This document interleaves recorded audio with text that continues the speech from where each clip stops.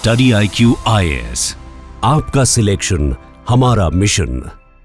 नमस्कार दोस्तों, आप सोच रहे होंगे कि टेक्नोलॉजी जो इतनी एडवांस्ड है, क्या ये दुनिया से पुराने बायसेस मिटाने में हमारी मदद कर रही है? टेक्नोलॉजी को हम सब एक इक्वलाइजर के रूप में देखते हैं, एक ऐसी फोर्स जो कास्ट, क्रीड, जेंडर सबको पीछे छोड़कर सिर्फ टैलेंट और हार्डवर्क को आगे रखती है। क्योंकि हमें लगता है कि अगर कोई कंप्यूटर डिसीजन ले रहा है तो भाई थ्योरेटिकली उसको क्या ही फर्क पड़ता होगा कि भाई एप्लीकेंट का लास्ट नेम शर्मा है या वानखेड़े, वो ड्राइवर है या सॉफ्टवेयर इंजीनियर, वो ब्राह्मण है या दलित है। अब आइडियल सिनेरियो में डिजिटल वर्ल्ड में कास्ट का कोई कॉन्सेप्ट होना भी नहीं चाहिए, लेकिन कहानी इतनी सिंपल नहीं है दोस्तों। रियलिटी ये है कि इंडिया की डिजिटल दुनिया में भी कहीं ना कहीं कास्ट अभी जिंदा है। और इस वीडियो में हम देखेंगे कि कैसे टेक्नोलॉजी एक तरफ जाति प्रथा को कमजोर कर रही है और साथ ही कुछ नए तरीकों से उसको मजबूत भी कर रही है। It's like two sides of the same coin. एक साइड पे टेक बैरियर्स तोड़ रहा है और दूसरी साइड पे वही टेक्नोलॉजी हमारे पुराने बायसेस को नई पैकेजिंग में फिर से दिखा रही है। तो चलिए पहले हम देखते हैं उन एस्पेक्ट्स को जहां टेक्नोलॉजी ने कास्ट की दीवारें गिराने में हमारी मदद की है। इसमें सबसे पहला एस्पेक्ट है गिग इकोनॉमी का।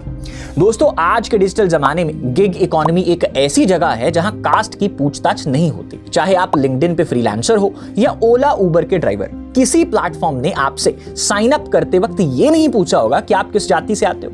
इनके लिए सिर्फ आपकी स्किल और सर्विस मैटर करती है। और लिंक्डइन पे क्लाइंट को बस आपके रिव्यूज और पोर्टफोलियो ही दिखेंगे, ना कि आपका सरनेम। उबर ओला ऐप पर भी राइडर को ड्राइवर की रेटिंग या गाड़ी का मॉडल नंबर पता होता है, कास्ट नहीं पता होती। अब देखो इसका फायदा क्या हुआ। आप इमेजिन कीजिए कि एक बैकवर्ड कास्ट से आता इंडिविजुअल जिससे अपने शहर में अच्छी नौकरी नहीं मिल पाई क्योंकि लोग उसका बैकग्राउंड देखकर उसके साथ डिस्क्रिमिनेट कर रहे थे। अब ये व्यक्ति ने ऑनलाइन एक फ्रीलांसिंग प्लेटफॉर्म को ज्वाइन किया और अपनी कोडिंग और डिजाइनिंग स्किल्स ऑफर करनी शुरू कर दी। जो वहां पे क्लाइंट्स थे उसको उसका काम अच्छा लगा और किसी ने भी उसे उसका लास्ट नेम तक नहीं पूछा। धीरे धीरे उसकी कमाई बढ़ने लगी और उसका करियर बन गया सिर्फ अपने टैलेंट के दम पर, बिना किसी कोटा या फेवर के। अब इसके बाद जब उसने मेट्रोपॉलिटन शहर में अपने लिए एक अच्छी सोसाइटी में घर लिया तो उसका लाइफस्टाइल देखकर किसी ने भी कभी भी उसकी जाति के बारे में पूछा ही नहीं और ना ही आगे चल के उसके बच्चों को कभी ये फेस करना पड़ा। तो टेक की वजह से टूटे बैरियर, जिससे आई इकोनॉमिक अपलिफ्टमेंट, जिसने हमेशा के लिए उसकी और उसके आने वाली जनरेशंस की कास्ट के शक्ल्स को तोड़ दिया। अब इंडिया में मिलियंस ऑफ लोग ऐसे ही प्लेटफॉर्म से जुड़े हैं। नीति आयोग की रिपोर्ट के मुताबिक 2030 तक लगभग 2.3 करोड़ इंडियंस गिग वर्कफोर्स का हिस्सा होंगे। इस ह्यूज क्राउड में हर कास्ट, हर कम्युनिटी के लोग शामिल हैं और काम के दम पर अपने पैसे कमा रहे हैं। जैसे आपने कभी अपने जोमैटो या स्विगी राइडर से उसकी जाति नहीं पूछी होगी, राइट? हाँ, ग्राउंड लेवल पर बायस अभी भी हो सकता है। जैसे कभी कभार कोई राइडर जो है वो नाम देख के राइड कैंसिल कर देगा, क्योंकि वो ट्रेडिशनल पैथेटिक माइंडसेट वाले लोग अभी भी आपको समाज में मिल जाएंगे। लेकिन प्लेटफॉर्म की पॉलिसी और डिजाइन कास्ट ब्लाइंड होती है। ये एक बहुत बड़ा पॉजिटिव चेंज है जहां टेक्नोलॉजी ने एक तरह से जाति को इररिलेवेंट बनाने की कोशिश की है। अब गिग इकोनॉमी ने नए एंटरप्रेन्योर्स को भी जन्म दिया है। जैसे किसी दलित महिला आर्टिशन को पहले अपने हाथों से बनाए प्रोडक्ट्स बेचने के लिए मार्केट में डिस्क्रिमिनेशन फेस करना पड़ता था या फिर मिडलमैन का मोहताज होना पड़ता था जो अक्सर उसका फायदा उठाते थे। अब वही महिला व्हाट्सएप, फेसबुक या इंस्टाग्राम के थ्रू डायरेक्ट कस्टमर से जुड़ सकती है। कस्टमर को अगर उसका काम पसंद आए तो ऑर्डर मिल जाएगा और आप फिर से रिलेट करो। क्या कभी इंस्टाग्राम पेज पर पसंद आए किसी प्रोडक्ट के ओनर से आपने उसकी कास्ट पूछी है? Answer is no. अब इस तरह से डिजिटल प्लेटफॉर्म्स ने बिना कास्ट आइडेंटिटी के बर्डन के बहुत से लोगों को सेल्फ एम्प्लॉयमेंट और बिजनेस का मौका दिया है। तीसरा एस्पेक्ट है एआई और ऑटोमेशन का। देखिए, हायरिंग में एआई और ऑटोमेशन का इस्तेमाल बढ़ता जा रहा है। AI based recruitment tools theoretically unbiased होते हैं। इनके जो एल्गोरिदम्स हैं उनको फर्क नहीं पड़ता कि भाई एप्लीकेंट शर्मा है या शेख है, लेकिन जब तक इनपुट सिर्फ स्किल्स और परफॉर्मेंस का है। ये लेकिन शब्द ध्यान रखिएगा। अब बहुत सी कंपनीज रिज्यूमेस को नाम और प्रोफेशनल डिटेल्स छुपा के इवैल्यूएट करती हैं, जिसको बोला जाता है ब्लाइंड स्क्रीनिंग, ताकि सिर्फ क्वालिफिकेशंस दिख पाएं। सोचिए एक ऑनलाइन कोडिंग टेस्ट जहां राम कुमार जी और रहीम अंसारी जी दोनों पार्टिसिपेट कर रहे हैं। दोनों ने जब अपना कोड सबमिट करा, सिस्टम ने बस ये देखा कि कोड कितना सही और एफिशिएंट है। अगर दोनों का स्कोर इक्वल है तो एआई उन्हें बिना किसी ह्यूमन बायस के नेक्स्ट राउंड का बराबर चांस देगा, जिससे कि वो पहले के जो ह्यूमन एचआर वाला बायस था वो इसने एलिमिनेट कर दिया। अब अगला एस्पेक्ट है एडटेक रेवोल्यूशन का। देखिए, एजुकेशन हमारी सोसाइटी में प्रोग्रेस का सबसे बड़ा टूल है और टेक्नोलॉजी ने अब एजुकेशन को सबके लिए बहुत ज्यादा एक्सेसिबल बना दिया है। ऑनलाइन लर्निंग प्लेटफॉर्म्स जैसे कि स्टडी IQ, इंटरनेशनल लेवल पर खान एकेडमी और कोर्सेरा ने नॉलेज को डेमोक्रेटाइज किया है। इन प्लेटफॉर्म्स पर किसी से भी उसका कास्ट नहीं पूछा जाता, बस एक ईमेल या फोन नंबर से लॉगिन करो और आपका सफर शुरू। आज एक दलित गांव का स्टूडेंट भी घर बैठे यूट्यूब पर UPSC जैसे, जो सिर्फ 17-18 साल पहले तक एलिट्स का एग्जाम समझा जाता था, या even for that matter NEET या JEE की तैयारी कर सकता है, उसके लेक्चर्स देख सकता है। वही लेक्चर्स जो शायद एक प्रिविलेज्ड सिटी स्टूडेंट कोचिंग में जाकर देख रहा होगा। फॉर एग्जांपल, बिहार के एक रिमोट एरिया के लड़के ने जब top IIT entrance exam crack किया, partly because he used free online materials. तो ये क्लियर हो गया कि कैसे इंटरनेट ने टैलेंट को इकोनॉमी और जाति की बंदिश से आजाद किया। अब of course digital divide, internet access की कमी एक चैलेंज अभी भी है और कई गरीब कम्युनिटीज इस वजह से पीछे रह जाती हैं। पर ओवरऑल ट्रेंड ये है कि टेक बेस्ड एजुकेशन ने जन्म से अधिकार वाली फीलिंग को काफी हद तक कम किया है। अब मेहनत और टैलेंट बिना किसी बायस्ड टीचर या कॉलेज के दबाव के ज्यादा ओपनली शोकेस हो सकते हैं। एक रिपोर्ट के हिसाब से ऑनलाइन लर्निंग प्लेटफॉर्म्स के अधिकांश यूजर्स बड़े शहरों के बाहर से आते हैं। बड़ी बड़ी एडटेक कंपनीज ये दावा करती हैं कि उनके प्लेटफॉर्म से तैयारी करके कई नॉन मेट्रो स्टूडेंट्स ने UPSC, IIT, JEE, नीट जैसे टफ एग्जाम्स क्रैक किए हैं और उनमें टॉप रैंक्स भी हासिल करी हैं। लेकिन चौंकाने वाली बात यह है कि इनमें से काफी फर्स्ट जनरेशन लर्नर्स थे, जिनके परिवार में पहले कोई हायर एजुकेशन तक भी नहीं पहुंच पाया। सोचो, अगर इंटरनेट ना होता तो शायद ये बच्चे अपने गांव तक ही सीमित रह जाते। इस डिजिटल रेवोल्यूशन की वजह से नॉलेज का डिसेंट्रलाइजेशन हुआ है। मतलब अब सिर्फ एलीट स्कूल्स या कॉलेजेस तक ही ज्ञान सीमित नहीं है। अब यह सब देखकर लगता है कि अगर सही से पहुंच हो तो टेक्नोलॉजी शिक्षा के माध्यम से कास्ट के शेकल्स को तोड़ने की ताकत रखती है। लेकिन जैसा हमने शुरुआत में कहा कि भाई every coin has two sides, तो भाई इसका एक नेगेटिव साइड भी है। तो चलिए उसकी बात करते हैं। जैसे वो कहते हैं ना कि ओल्ड हैबिट्स डाई हार्ड, और हम देखते हैं कि जो लोग और सिस्टम्स टेक्नोलॉजी बनाते हैं उनके बायसेस कभी कभी टेक में सीप इन कर जाते हैं। अब कुछ एग्जांपल्स देखते हैं जहां ना चाहते हुए भी डिजिटल प्लेटफॉर्म्स और एल्गोरिदम कास्टिज्म को नए अंदाज में जिंदा रख रहे हैं। कुछ लोग आज भी डिलीवरी एप्स पर डिलीवरी बॉय का नाम देखकर ऑर्डर कैंसिल कर देते हैं अगर उन्हें लगता है कि उनका डिलीवरी पर्सन लोअर कास्ट या दूसरे रिलीजन से होगा। यानी प्रेजुडिस का घोस्ट अभी भी जिंदा है, बस उसका एवेटार डिजिटल हो गया है। इसके बाद आती हैं बायस्ड जॉब एल्गोरिथम्स।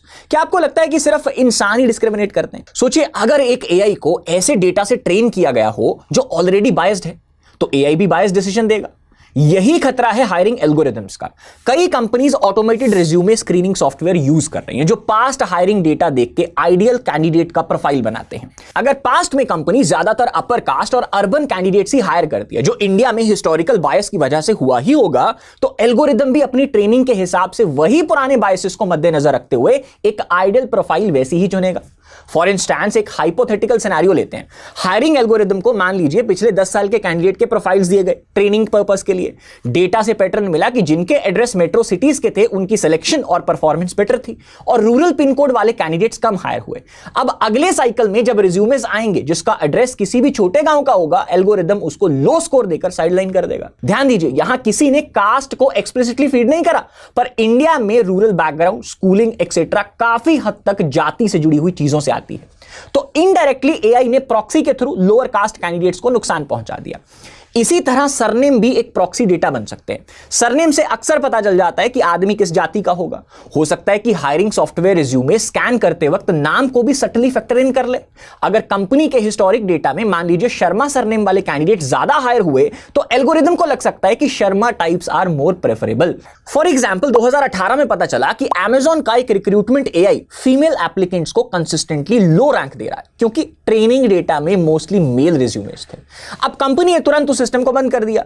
अब सोचिए, जिस देश में कास्ट बायस इतना गहरा है, वहां अगर ध्यान नहीं दिया गया तो AI भी कास्टिस्ट रिजल्ट निकाल सकता है।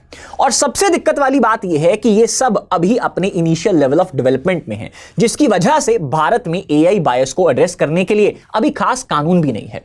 अब नीति आयोग की गाइडलाइंस में यह जरूर लिखा है कि AI सिस्टम्स को कास्ट, जेंडर, रिलीजन के आधार पर डिस्क्रिमिनेट नहीं करना चाहिए, पर अभी यह इंश्योर करने की जिम्मेदारी लार्जली कंपनीज पर ही है। इसलिए हमारी गवर्नमेंट को अभी से ध्यान देना होगा कि या तो ये कास्ट सिस्टम बंद हो और नहीं तो इस सिस्टम में जो AI का बायस है उसके ऊपर ध्यान देना होगा, ताकि डिजिटल इंडिया में भी मैनुअल इंडिया वाली कहानियां रिपीट ना हो। अगला एस्पेक्ट, क्रेडिट स्कोर। देखिए, पैसे की दुनिया में भी टेक घुस आया है। आपने नोटिस किया होगा कि लोन्स सैंक्शन करने और क्रेडिट लिमिट डिसाइड करने में आजकल एल्गोरिदम्स का इस्तेमाल होता है।